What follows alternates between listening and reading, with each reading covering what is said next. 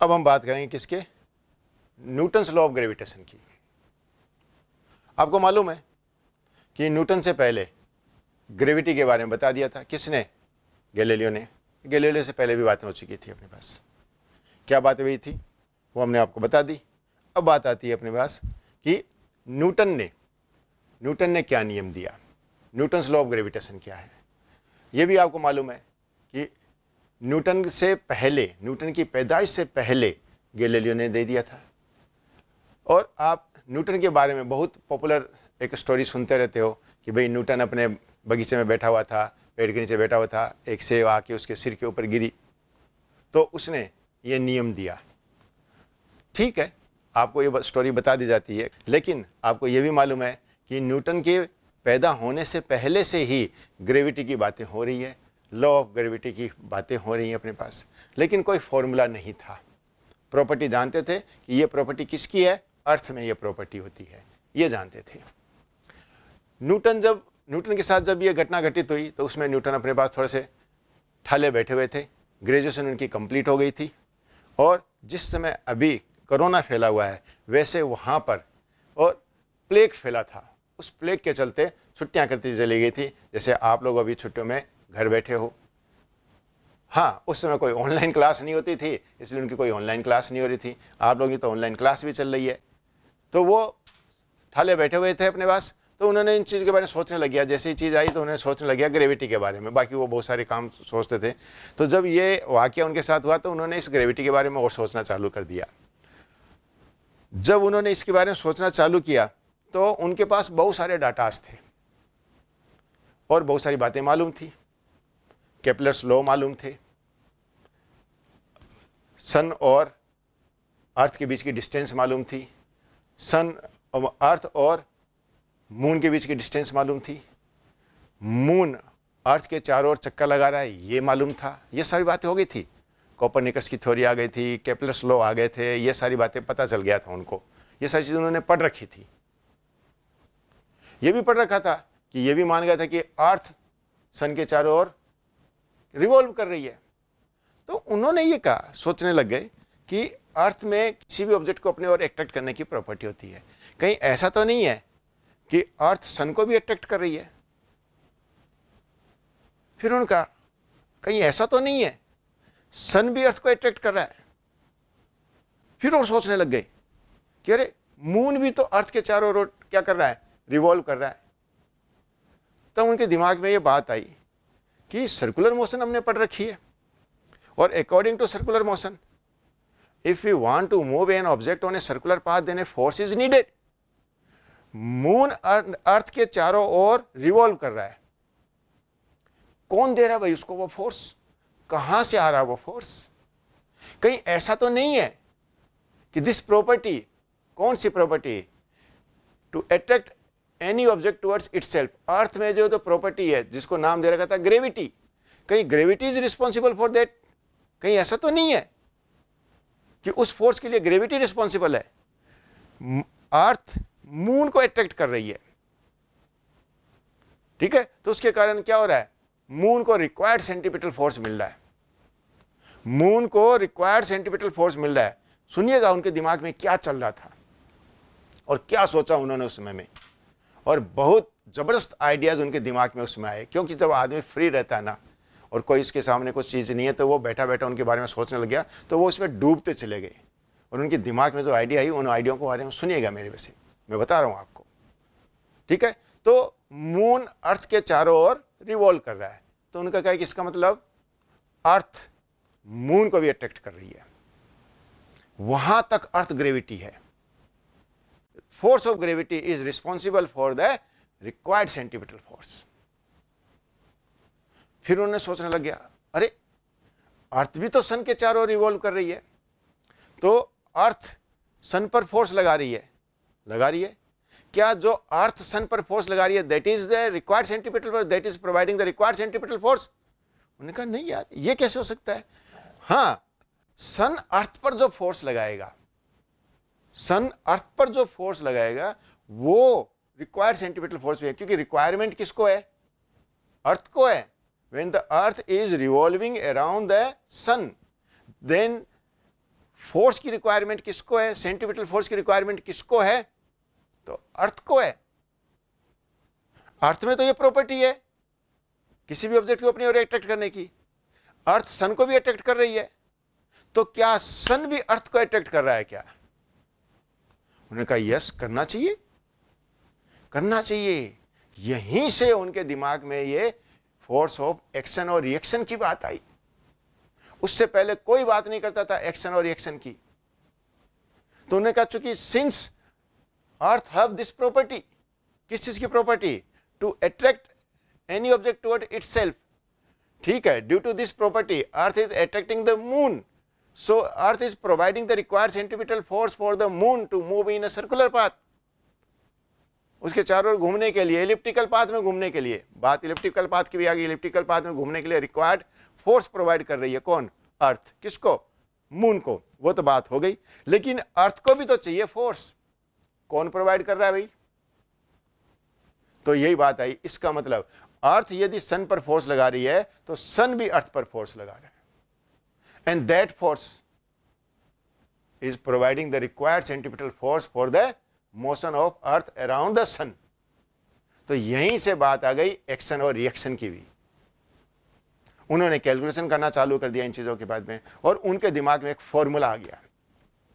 क्या इसका मतलब, पहली बात तो एक चीज आई कि इसका मतलब सन में भी ये प्रॉपर्टी है, किस चीज की प्रॉपर्टी, टू अट्रैक्ट अर्थ। इसका मतलब ये जो ग्रेविटी अभी तक हम क्या कह रहे थे, gravity is the property of earth, वह केवल अर्थ की नहीं है। उन्होंने फिर डिक्लेयर कर दिया कि gravity is the property of every massive object, and he extend that name and he give this new name or known as gravitation. Gravitation क्या कहा आपने पास कि every massive object have tendency or property to attract another massive object towards itself, and this property is known as gravitation. And in context of earth, this is a gravity, जो पहले से ही कहते आ रहे थे, न्यूटन की पैदाइश से पहले से कहते आ रहे थे, गैलीलियो से पहले एरिस्टोटल कहते आ रहे थे, इतने साल पहले की बातें हैं। तो ये ग्रेविटी वर्ड यूज हो रहा था किसके लिए, केवल अर्थ के लिए, कि केवल ऐसी प्रॉपर्टी किसमें है, अर्थ में। न्यूटन ने कहा नहीं, ये प्रॉपर्टी सभी मासिव ऑब्जेक्ट की है। तो यहां से उन्होंने अपना नियम देना चालू किया, और इन्होंने सोचा कि क्या कहा कि every massive object attracts another massive object towards itself, and this property is known as gravitation.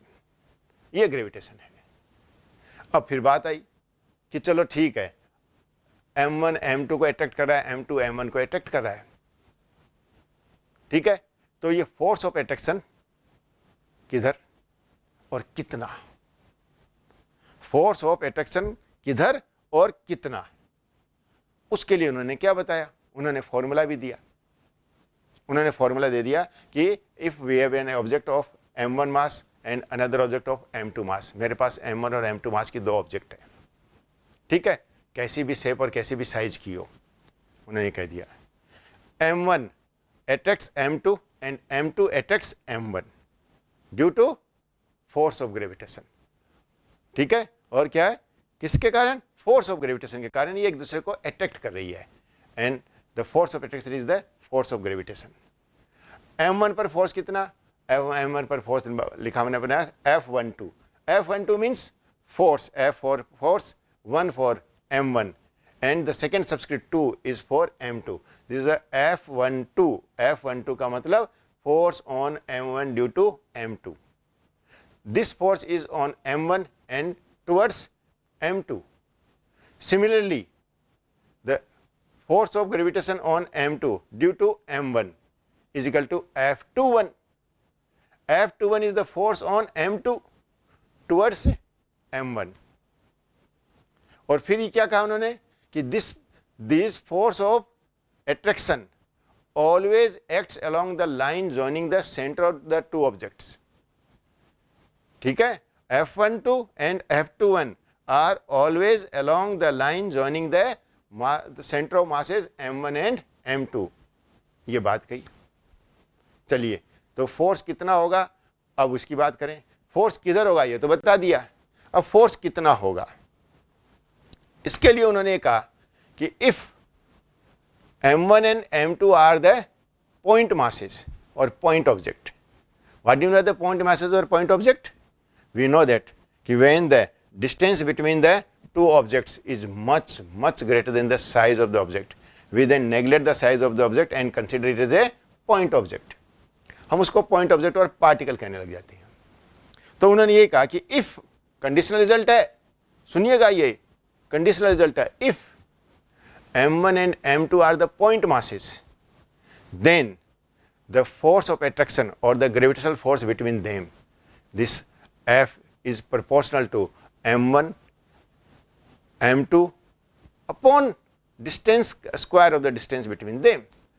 तो क्या बोल दिया, force F is proportional to m1 m2 upon r square. R is the distance between them or sometimes it is also known as a d square. ठीक है, d is the distance, तो ऐसे लिख दिया जाता है कि F is proportional to m1 m2 upon d square.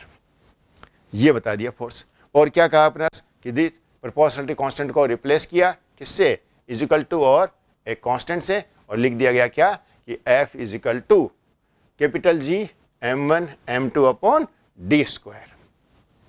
ये फोर्स है यहाँ. किन के बीच में ये फोर्स है, दो पॉइंट ऑब्जेक्ट्स के बीच में. G is the proportionality constant. Proportionality constant means आप जानते ही हो कि it does not depends on the force, it does not depends on m1 and m2 and it also not depends on distance between them. ठीक है, G को क्या लिया गया है कि साहब G is the universal constant. The value of G is same at everywhere in our universe. आप इन मासेस को m1 m2 मासेस को आप इस पूरे यूनिवर्स में आप कहीं भी ले जाइए, whatever the medium between them is, उनके बीच में कुछ भी हो, कुछ एयर हो या नहीं हो, वैक्यूम हो या नहीं हो, वो किसी अपने पास किस में, वाटर में हो या नहीं हो, किसी पैराफिन में हो या नहीं हो, कहीं पर भी ले जाइए, whatever the medium between them, the value of G remain same. Means the value of force between the two massive object remain same, therefore the value of capital G will remain same. That's why this G is known as the universal gravitational constant. ठीक है, ये बात उन्होंने कह दी. अब सुनिए, इस G की वैल्यू कितनी, कैपिटल G की वैल्यू कितनी, तो कैपिटल G की वैल्यू न्यूटन ने नहीं बताई. कैपिटल G की वैल्यू तो हेनरी कैवेंडिश नामक एक साइंटिस्ट थे, उन्होंने बताई. न्यूटन ने जो ये फॉर्मूला दिया था उससे करीब करीब 100 साल बाद में उन्होंने एक एक्सपेरिमेंट किया. उस एक्सपेरिमेंट के बेस पर उन्होंने इस वैल्यू को कैलकुलेट किया और वैल्यू कितनी आई, 6.67 into 10⁻11 newton metre square upon kilogram square. This was given by Henry Cavendish. हम इसके बारे में फिर वापस एक बार चर्चा करेंगे. ये बात आई अपने पास.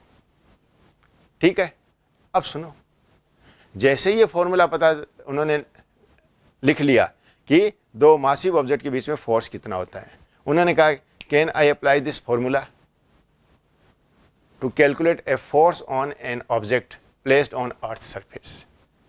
कोई ऑब्जेक्ट है एम मास की जो अर्थ के सरफेस पर रखी हुई है, can I apply this formula to calculate the gravitational force on that object. हम उस एम मास के ऑब्जेक्ट पर अर्थ के कारण ग्रेविटेशनल फोर्स कैलकुलेट करने के लिए इस फॉर्मूले को काम में ले सकते हैं क्या. उन्होंने कहा नो. क्यों? Can we consider the earth in that case as a point object. क्या आप अर्थ को पॉइंट ऑब्जेक्ट कंसीडर कर लोगे? हाँ, in comparison to the earth the object placed on the earth surface is a point object. तो earth के comparison में मैं और आप क्या हैं, एक पॉइंट ऑब्जेक्ट है.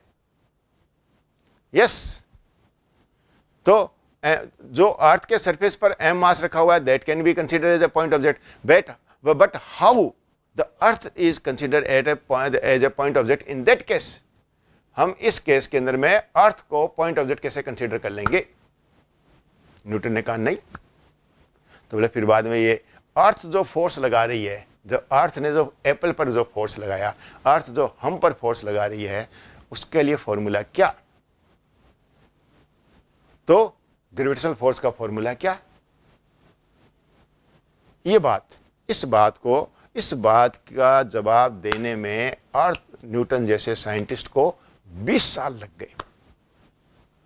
ये फॉर्मूला कब दिमाग में आया? जब उन्होंने अपनी ग्रेजुएशन कंप्लीट कर ली थी उसके बाद में। ये बात अपने पास कब की? 1667 की बात है ये, जब उनके दिमाग में ये सारी बातें आ गई थी। फोर्स ऑफ ग्रेविटेशन की बात आ गई, एक्शन रिएक्शन की बात आ गई, लेकिन उनके पास इसका जवाब नहीं था कि how we calculate the force on an object placed on earth surface. हम इस फॉर्मूले को नहीं लगा सकते। 20 साल के अंदर में न्यूटन ने और आगे रिसर्च की और एक बहुत ज़बरदस्त चीज़ उन्होंने डेवलप की, जिसको हम नाम देते हैं अपने पास इंटीग्रेशन मैथमेटिक्स और डिफरेंशियल मैथमेटिक्स। इनको डेवलप करने के अंदर में न्यूटन का बहुत बड़ा योगदान है, एक अकेला का काम नहीं है, औरों ने भी इसमें वर्क किया और उसके बाद में उन्होंने इस चीज़ को कैलकुलेट किया। और कैलकुलेट क्या किया? कैलकुलेट किया कि अर्थ के कारण उस पर कोई m मास की ऑब्जेक्ट रखी हुई है, उसके ऊपर फोर्स कैलकुलेट किया with the help of integration, और चौंक गई। बड़ी जोरदार बात। उन्होंने कहा यस, फॉर्मूला कितना आ रहा है? फॉर्मूला कितना आ रहा है? तो अर्थ के सरफेस के यदि कोई एक m मास की ऑब्जेक्ट रखी हुई है तो उन्होंने देखा कि ये फॉर्मूला कितना आ रहा है? F is equal to capital G mass of earth into mass of object upon दोनों के बीच की डिस्टेंस कितनी? रेडियस ऑफ अर्थ, तो upon radius of earth square. ये इतना फॉर्मूला आ रहा है। जबकि क्या देखा उन्होंने कि यदि कोई मुझे ये कहे कि आप दो स्टूडेंट हैं, दो बच्चे हैं, एक का मास 60 kg, दूसरे का मास 80 kg, दो फ्रेंड्स हैं, दोनों एक दूसरे से 2 मीटर की डिस्टेंस पर खड़े हैं, आपसे कैलकुलेट करवा देता है कि calculate the gravitational force between them, तो आप फट से लगा देते हो कि F equal to G m1 m2 upon r square. Newton कहता है नहीं, गलत, आप इन पर ये फॉर्मूला अप्लाई नहीं कर सकते। क्यों? For this 2 metre distance the 2 persons can not be consider as a point object. हम उसको पॉइंट ऑब्जेक्ट कंसिडर नहीं कर सकते हैं, उनको हम पार्टिकल कंसिडर नहीं कर सकते हैं। नहीं कर सकते तो आप ये फॉर्मूला नहीं लगा सकते हैं। यदि आप अपने इन दोनों पर्सन्स के बीच के अंदर में आप ये फॉर्मूला लगाते हैं ग्रेविटेशनल फोर्स कैलकुलेट करने का, तो ये गलत है। फोर्स इतना नहीं होगा। फोर्स होगा, ग्रेविटेशनल फोर्स है, दोनों एक दूसरे के ऊपर फोर्स अप्लाई कर रहे हैं, बट इतना नहीं होगा जितना कि आप इस फॉर्मूले से कैलकुलेट कर रहे हैं। हाँ, अब एक काम कीजिए, आप इन दोनों को काफी दूर भेज दीजिए। दोनों के बीच की डिस्टेंस जब कितनी हो? 2 किलोमीटर, दो एक दूसरे से 2 किलोमीटर की डिस्टेंस पर खड़े हो, किसी स्ट्रेट सड़क के ऊपर वो खड़े हुए हो, या कोई स्ट्रेट रेलवे ट्रैक है, रेलवे ट्रैक मिल जाएंगे 2-2 किलोमीटर 5-5 किलोमीटर स्ट्रेट एकदम से रेलवे ट्रैक मिल जाएंगे, वहां पर वो 2 पर्सन्स खड़े हैं, ठीक है, उनके बीच में अब आप ग्रेविटेशनल फोर्स कैलकुलेट कीजिए। All those the value of force will be very less. क्यों? क्योंकि डिस्टेंस कितना कर दिया आपने? 1000 टाइम्स। पहले 2 मीटर थी, अब 2 किलोमीटर, डिस्टेंस 1000 टाइम्स कर दी, और डिस्टेंस का स्क्वायर और है। डिनोमिनेटर में अपने क्या जाएगा? डिनोमिनेटर में क्या आएगा? 10⁻6 आ गए, इतना बढ़ गया, तो फोर्स 10⁻6 टाइम्स कम हो गया, तो फोर्स कम हो जाएगा, लेकिन फॉर्मूला इज एप्लीकेबल। बिकॉज क्यों? कि for this distance 2 kilometre the size of the persons can be considered as a point object. ठीक है, the 2 persons can be considered as a point object. We can neglect the size of the 2 persons. हम दोनों persons की size को neglect कर देंगे और हम उन दोनों को क्या consider कर लेंगे? point object. यदि हम point object consider कर सकते हैं तो हम इस फॉर्मूले को अप्लाई कर सकते हैं, लेकिन यदि दोनों पास पास में खड़े हैं तो हम इस फॉर्मूले को अप्लाई नहीं कर सकते हैं। ठीक है, क्योंकि न्यूटन भी इसी चीज पर अटक गए कि अर्थ पर रखी हुई किसी ऑब्जेक्ट के लिए मैं ये फॉर्मूला कैसे लगाऊं, क्योंकि अर्थ को मैं पॉइंट ऑब्जेक्ट कंसीडर नहीं कर सकता। ऐसे ही देखो, 2 क्यूब हैं, सेम मासेज के, सेम डायमेंशंस के, सेम मटेरियल के बने हुए हैं। 2 क्यूब हैं, दोनों क्यूब को मैं एकदम से पास पास में रख दूं। क्यूब की साइड एक साइड कितनी? A। तो यदि क्यूब की साइड A है तो दोनों क्यूब्स के सेंटर्स के बीच की डिस्टेंस भी कितनी होगी? A। यदि इन क्यूब्स का मास कितना है? m, दूसरे क्यूब का मास भी कितना होगा? m। तो क्या इनके बीच में gravitational force F equal to G m into m upon a square, मतलब F equal to G M square upon A square होगा? आंसर आता नहीं, आंसर आता है नहीं। अब उन्होंने क्या देखा कि यदि मैं दो स्फीयर लूं, अगेन सेम मटेरियल के, सेम साइज के, सेम रेडियस के, तो सेम मास के, सेम मास के दो स्फीयर है, दोनों को एक दूसरे के टच करके रख दो, दोनों एक दूसरे के कांटेक्ट में हैं। अब जरा देखिए दोनों के मासेस कितने हैं? M M. दोनों के बीच की, दोनों के सेंटर्स के बीच की डिस्टेंस कितनी है? 2r। अब इनके बीच में ग्रेविटेशनल फोर्स के लिए फॉर्मूला लगाइए, F equal to G M square upon 2r square का 2r का होल स्क्वायर। मीन्स मतलब कितना आया? F equal to G M square upon 4r square.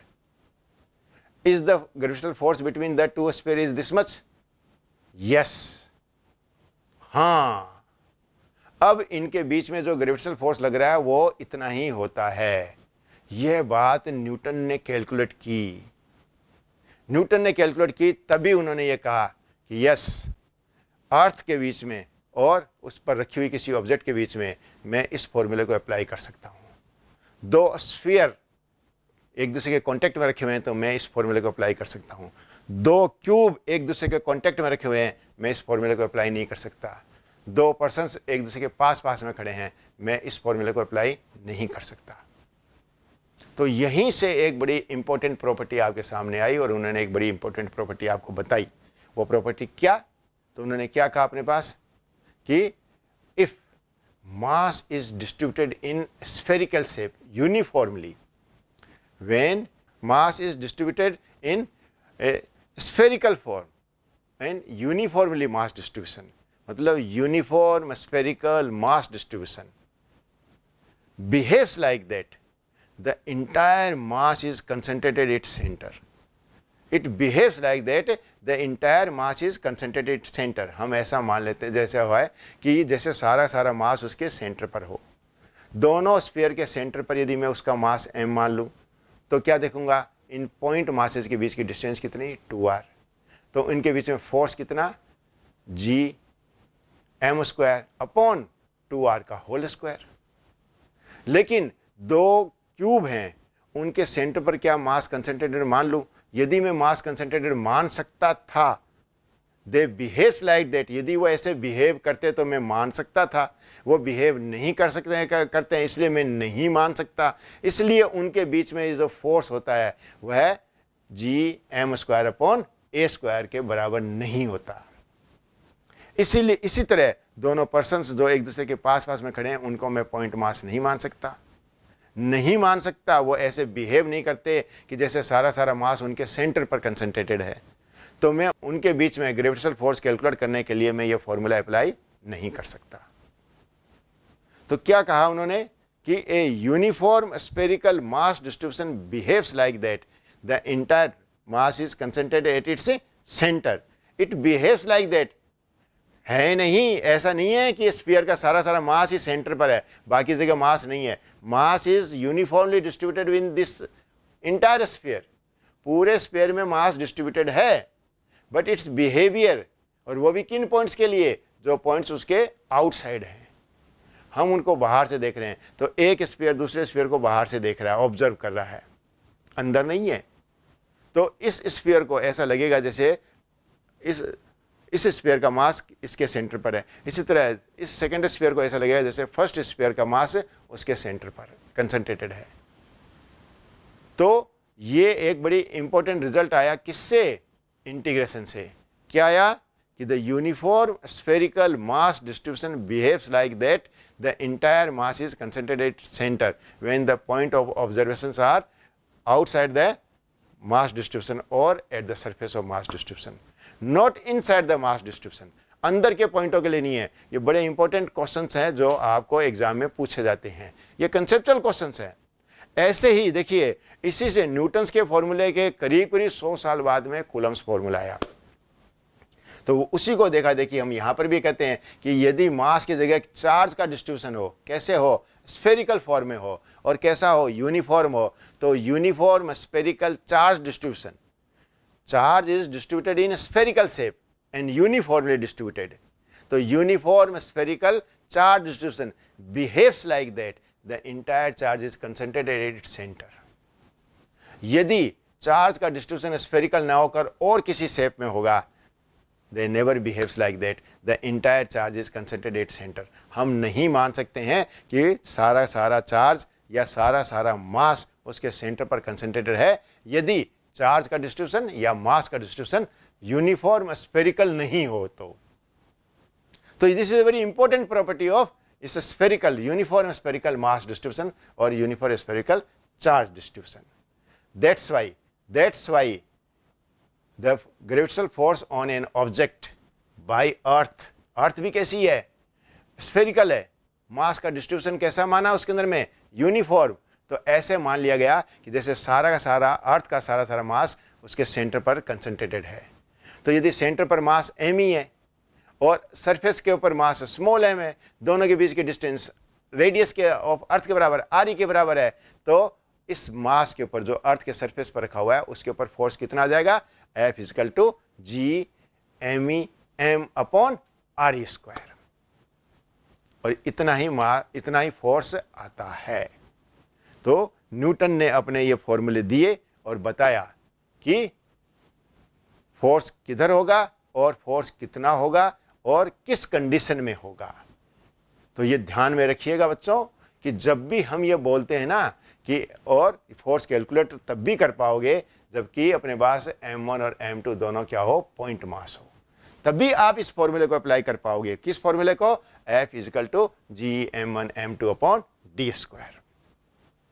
बोले सर फिर अर्थ तो इतनी बड़ी है, सन इतना बड़ा है, तो अर्थ और सन के बीच की डिस्टेंस भी उनके साइज के कंपैरिजन में बहुत ज़्यादा है, इसलिए आप अर्थ से जब सन को देखते तो बहुत छोटा सा नज़र आता है।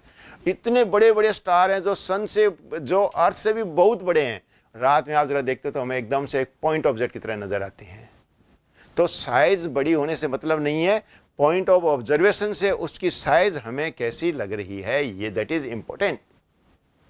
क्या हम उनको पॉइंट ऑब्जेक्ट कंसीडर कर सकते हैं? यदि आप m1 और m2 को पॉइंट ऑब्जेक्ट कंसीडर कर सकते हैं तो then you can apply this formula to calculate the gravitational force between them. This is very important concept.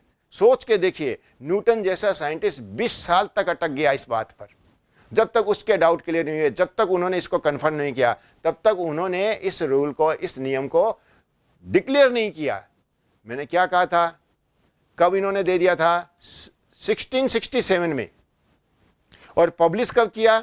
1687 में। 20 साल बाद में उन्होंने अपने पास एक बुक पब्लिश की जिसका नाम था प्रिंसिपिया। और इस प्रिंसिपिया के अंदर में पूरा न्यूटन्स लॉ ऑफ, जो आपने लॉ ऑफ ग्रेविटेशन है वो दिया, और न्यूटन्स लॉज ऑफ मोशन दिए, first law, second law, third law, law of action and reaction, क्योंकि यहीं से दिमाग में ये बात आई कि यदि अर्थ सन के चारों ओर घूम रही है, इसका मतलब सन अर्थ के ऊपर फोर्स लगा रहा है, and the required centripetal force for the earth is provided by the sun. और सन में भी ये प्रॉपर्टी है, किसको? अर्थ को खींचने की। तो उन्होंने कहा ये अर्थ, सन और मून में ही नहीं है, ये प्रॉपर्टी सभी मासिव ऑब्जेक्ट की है। कौन सी property? To attract another massive object. और यहीं से ये वर्ड बना ग्रेविटी से, उसको और ब्रॉड सेंस में उन्होंने नाम दे दिया ग्रेविटेशन। तो दिस इज अ लॉ, माने न्यूटन्स लॉ ऑफ ग्रेविटेशन। बात क्लियर हुई बच्चों? तो ये न्यूटन्स लॉ ऑफ ग्रेविटेशन की बात है। मैंने इसकी थ्योरी आपको खूब डिटेल में और समझाई है। इसके इंपॉर्टेंट पॉइंट्स को समझिए। केवल F equal to G m1 m2 upon D square ये फॉर्मूला नहीं है, इसके पीछे की बात क्या है, इसके पीछे की थीम क्या है, किसके लिए अप्लाई कर सकते हो और क्यों अप्लाई कर सकते हो और क्यों नहीं कर सकते, ये इंपॉर्टेंट बातें होती हैं। रटे नहीं, बातों को समझे। और ठीक है, चलिए अब देखो, अब हम इसका क्या लेते हैं? Vector form. Vector form of this formula, ये बड़ी इंपॉर्टेंट बात है। ठीक है, आपने देखा अपने पास कि एक m1 मास है, एक m2 मास है। m1 के ऊपर m2 फोर्स लगा रहा है, जिसका नाम हमने क्या दिया? F12 force on m1 due to m2, और force on m2 due to m1 F21। ये दोनों फोर्स लग रहे हैं। कैसे लग रहे हैं? दोनों के सेंटर को ज्वाइन करने वाली लाइन के अलोंग। ठीक है, इसका वेक्टर फॉर्म देखें तो मेरे को पता है vector F12, vector F12 equal to magnitude of vector F12 and its direction और its unit vector. F12 vector F12 का यूनिट वेक्टर क्या होगा, स्मॉल f12 और उस पर कैप लगा देंगे तो क्या आ जाएगा, vector F12 equal to F12 वो उसका मैग्नीट्यूड है into small f12 cap. Small f12 cap is the unit vector in the direction of vector F12, इस फोर्स की डायरेक्शन में है। चलिए F12 का वेक्टर F12 का इस फोर्स का मैग्नीट्यूड कितना होगा ये आपको मालूम है, तो आप नीचे क्या लिखेंगे अपने पास, vector F12 is equal to capital G m1 m2 upon इनके बीच की डिस्टेंस d, तो d का स्क्वायर। F12 कैप कितना, स्मॉल f12 कैप कितना, वो किस डायरेक्शन में, तो ऐसे मत बोलिए सर इस डायरेक्शन को हम x लेते हैं, इसको हम y लेते हैं, उसको z लेते हैं, ये नहीं। अब हम इसकी जनरलाइज डायरेक्शन लेना चाहते हैं तो एक काम करें, एक एरो बनाइए, कहां से, m2 से लेकर m1 तक, उनके सेंटर से सेंटर टू सेंटर एक एरो बनाइए। एरो हेड किधर की ओर, m1 की ओर। अब आप जरा देखिए ये एरो किसको बतला रही है, जो M2 के सेंटर से M1 के सेंटर तक हमने जो एरो बनाई है वो एरो किसको बतला रही है, थोड़ा सा गौर फरमाइए, याद कीजिए ना। एरो हेड किधर की ओर है, M1 की ओर। इसका मतलब this arrow represents the position vector of M1 with respect to M2। आप जानते हैं कि जिसकी पोजीशन बताई जाती है हम उसकी ओर एरो कर देते हैं, जो बतला रहा है वहां से एरो स्टार्ट हो रही है, तो ये एरो कहां से स्टार्ट हो रही है, M2 से, कहां तक जा रही है, M1 तक, तो दिस एरो, ठीक है, gives you the position vector of M1 with respect to M2। Position vector के लिए स्मॉल r और M1 के लिए 1 और M2 के लिए 2, तो vector R12, this arrow is nothing but the vector R12। R12 की डायरेक्शन किधर से किधर की ओर है, M2 से M1 की ओर है। R12 का मैग्नीट्यूड कितना है, दोनों के बीच की, दोनों के सेंटर्स के बीच की डिस्टेंस मतलब d के बराबर।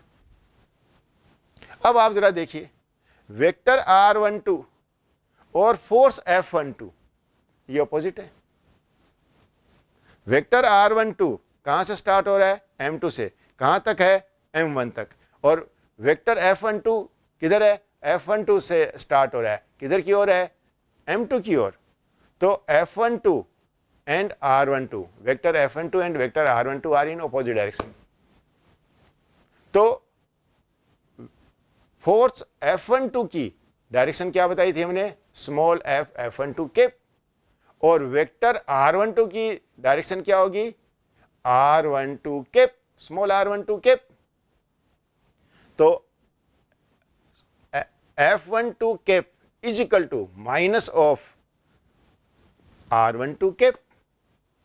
तो मैं अब इस वेक्टर को F12 को कैसे लिखूंगा कि vector F12 is equal to G M1 M2 upon R square, ठीक है, और R की जगह D की जगह क्या लिख सकता हूं मैं, R12, केवल वेक्टर R12 नहीं, R12 का square, because magnitude of vector R12 is R12 and that is equal to D। तो इंस्टेड ऑफ D मैं क्या लिख रहा हूं, R12 का स्क्वायर इनटू F12 कैप की जगह क्या लिख रहा हूं मैं अपने पास, माइनस ऑफ R12 कैप। तो अब पूरे इस फोर्स को देखिए, तो मेरे पास फोर्स आ गया, force F12 is equal to vector F12 is equal to G M1 M2 upon R12 square और इंटू माइनस R12 कैप। चलिए सिमिलरली F21 को देखिए, F21 किधर की ओर है, M2 से M1 की ओर। अब एक काम कीजिए, M2 का पोजीशन वेक्टर लिखिए M1 के रिस्पेक्ट में, तो एक एरो बनाइए, कहां से कहां तक, M1 के सेंटर से लेकर M2 के सेंटर तक। That arrow represents the position of M2 with respect to M1। तो M1 से M2 की ओर एरो बनी, इसको नाम दिया हमने vector R21, vector R21, R for position, 2 for M2 and 1 for M1.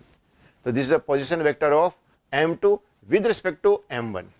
Again देखिए R12 इस डायरेक्शन में वेक्टर R12 और वेक्टर F12 इसके अपोजिट डायरेक्शन में. तो vector F21, vector F21 is equal to vector F21 is equal to magnitude of F21 into उसकी direction small F21 cap. तो vector F21 is equal to उसका magnitude कितना लिखेंगे, G M2 M1 upon D square, और उसकी direction F21 cap को क्या लिखेंगे, माइनस ऑफ R21 कैप. क्यों कि F21 और R21, वेक्टर R21 ये अपोजिट डायरेक्शन में, दोनों की डायरेक्शन एक दूसरे के अपोजिट है, इसलिए small F21 cap is equal to minus of small R21 cap. तो F21 कितना आ गया, वेक्टर F21 कितना आ गया हमारे पास, तो जरा देखिए D को वापस देखो, जरा देखो ये जो पोजीशन वेक्टर कौन सा है अपने पास है, R21, position vector of M2 with respect to M1. इसका मैग्नीट्यूड कितना, वापस दोनों के सेंटर से बीच की डिस्टेंस के बराबर का, वो भी D के बराबर का. तो मैं D को रिप्लेस कर दूं किससे, magnitude of vector R21, that is केवल R21. तो मेरे पास फोर्स क्या बनेगा, vector F21 is equal to GM1 M2 upon R21 का स्क्वायर और ब्रैकेट के अंदर में ऊपर माइनस R21 कैप. तो अब वापस फर्स्ट इक्वेशन को, पहले वाले इक्वेशन को देखिए, वहां क्या आया था कि force on M1 due to M2 F12, vector F12 is equal to GM1 M2 upon R12 square into minus R12 cap. और फोर्स क्या आया, F21, वेक्टर F21 M2 के ऊपर force vector F21 is equal to GM1 M2 upon R21 square into minus R21 cap. अब मैं इन दोनों को generalise करना चाहता हूं. जनरलाइज करके फॉर्मूला क्या लिखता हूं कि देखिए ग्रेविटेशनल फोर्स कितना आएगा, F is equal to GM1 M2 upon R square minus R cap. बोले सर ये कैसे, बोले सुनो ना, ये जो F लिखा ना इसके साथ में 1 2 लगा दीजिए, तो डिनोमिनेटर के अंदर में जो R लिखा उसके साथ में आप 1 2 लगा दीजिए, और जो डायरेक्शन जो R कैप लिखी उसके साथ भी 1 2 लगा दीजिए. तो आपके पास बन गया इक्वेशन, कौन सी आ गई कि vector F21 is equal to GM1 M2 upon R21 square into minus R21 cap. और यदि आप इस F के साथ 21 लगा देंगे तो vector F21 is equal to GM1 M2 upon R की जगह क्या लिखेंगे, R21, तो R21 square into minus R21 cap.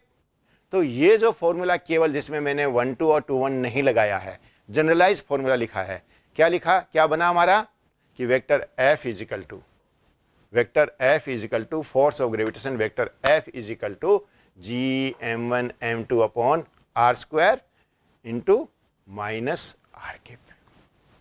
ये माइनस साइन आया, तो ये जनरलाइज फॉर्मूला के अंदर में ये माइनस साइन आया, इसे याद रखिए, ध्यान रखिए. क्यों आया, तो ये कह देते हैं प्रोफेसर एट्रैक्शन का बताता है, माइनस साइन एट्रैक्शन को बताता है. ऐसे न रटें, जब हम इलेक्ट्रोस्टैटिक्स पढ़ाएंगे वहां तो कोई साइन ही नहीं आता है, वहां कोई साइन ही नहीं आता, वहां फॉर्मूला आएगा अपने पास, क्या हम आगे पढ़ेंगे तब आपको पता है, और जानते हैं अपना कितना आएगा, F equal to KQ1 Q2 upon R square R cap. क्या क्या इलेक्ट्रोस्टैटिक फोर्स एट्रैक्शन का नहीं होता, फिर माइनस क्यों नहीं आया. तो आप इन चीजों को न रटें. ये माइनस क्यों आ रहा है, कोई आपसे पूछे कि साहब ग्रेविटेशनल फोर्स के अंदर में ये माइनस साइन किसको बतला रहा है, तो आप ये बताइएगा अपने पास कि जो फोर्स है और जो पोजीशन वेक्टर है, मतलब किस पर, M1 पर जो फोर्स है ग्रेविटेशनल फोर्स किसके कारण, M2 के कारण है, वह उस M1 के पोजीशन वेक्टर के अपोजिट डायरेक्शन में है. M1 का पोजीशन वेक्टर कौन था, R12, R1 वेक्टर R12 और वेक्टर F12 दोनों अपोजिट हैं, इसलिए माइनस साइन है. इसी तरह आप m2 के ऊपर फोर्स देखिए, ग्रेविटेशनल फोर्स कौन सा था, कौन था, वेक्टर F21, वेक्टर F21 और वेक्टर R21, ये अपोजिट है, इसलिए माइनस साइन है। और जब फोर्स ऑफ अट्रैक्शन का होता है तो ये दोनों अपोजिट होते हैं, फोर्स और रिपल्सन का होगा तो दोनों सेम डायरेक्शन में होंगे। तो वहां हम आपका कंसेप्ट और क्लियर कर देंगे इस चीज को कि वहां माइनस साइन क्यों नहीं आता, और माइनस साइन है तो आपको क्यों नहीं दिख रहा, कैसे है, क्या अट्रैक्शन का फोर्स नहीं है। तो आप ये मत बोलिए कि माइनस साइन के कारण अट्रैक्शन का फोर्स होता है, आप तो सीधे ये बोलिए अपने पास कि यदि अपने पास m1 पर लगने वाला फोर्स m1 के पोजीशन वेक्टर के अपोजिट डायरेक्शन में होगा तो ये माइनस साइन आएगा, और m1 पर लगने वाला फोर्स यदि इसके डायरेक्शन में होता तो ये पॉजिटिव आता। लेकिन ये फोर्स केवल अट्रैक्शन का होता है, इसलिए हरदम अपोजिट डायरेक्शन में ही आता है। तो ये हमारा न्यूटन्स लॉ ऑफ ग्रेविटेशन आ गया, और ये उसका वेक्टर फॉर्म आ गया कि वेक्टर फॉर्म में आप इसको कैसे लिखोगे, ठीक है। और ये बात आ गई आपको कि आप उसको कब अप्लाई कर पाओगे, किन ऑब्जेक्ट्स के लिए अप्लाई कर पाओगे, किन कंडीशन में अप्लाई कर पाओगे, कहाँ अप्लाई कर पाओगे, एनीवेयर इन द यूनिवर्स, कहीं पर भी अप्लाई कर लेना, इसलिए वो यूनिवर्सल कांस्टेंट है। और ये भी बड़ा इंपॉर्टेंट क्वेश्चन बनता है कि the value of capital G is given by, तो आप जनरली देखते हो कि क्योंकि इस कैपिटल जी को पहली बार आपने कहाँ देखा, न्यूटन्स लॉ ऑफ ग्रेविटेशन में, वहां देखा, किसने बताया, न्यूटन ने, लेकिन इसकी वैल्यू नहीं बताई, न्यूटन को नहीं मालूम थी इसकी वैल्यू, ठीक है। तो इसकी वैल्यू बताई हेनरी कैवेंडिश ने, ये भी ध्यान में रखिए। तो ये बड़े इंपॉर्टेंट क्वेश्चंस हैं जो आपसे पूछे जाते हैं, और आप इनको ढंग से ध्यान में नहीं रखते हो, मिसिंग मारते हो, इसलिए गलतियां करते हो। तो थ्योरेटिकल बातों को थोड़ा सा ध्यान में रखिए, फॉर्मूले हमने आपको दे दिया, आप अप्लाई कीजिए, लेकिन ध्यान रखिए कि ये फॉर्मूला हमें किन के लिए और कब अप्लाई करना है। तो this is all about your Newton's law of gravitation.